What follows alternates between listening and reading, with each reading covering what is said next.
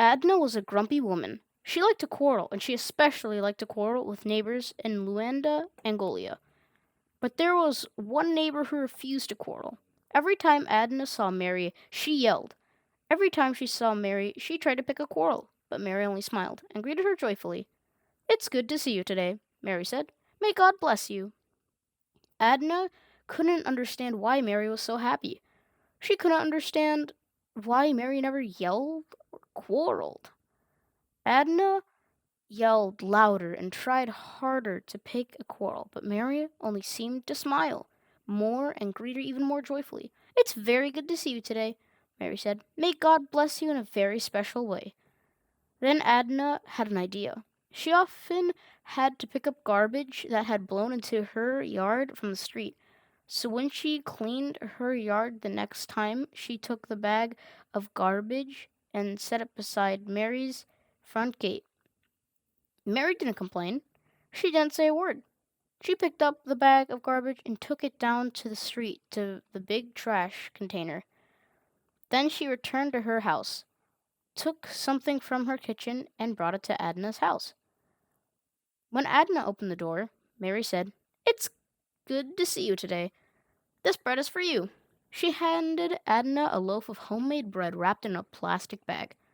Adna was surprised, but she didn't change her mind. The next time she cleaned her yard, she again set the bag of garbage at Mary's front gate. Mary again picked with the bag and took it to the big trash container. Then she came to Adna. "It's good to see you today," she said. "This bread is for you." The story repeated itself again and again. Adna left bags of garbage at Mary's gate, and Mary brought over bread.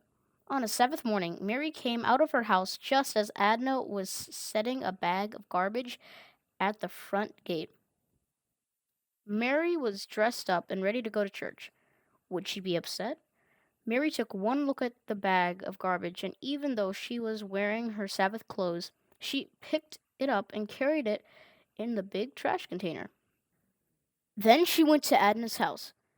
"It's good to see you today," she said. "This bread is for you."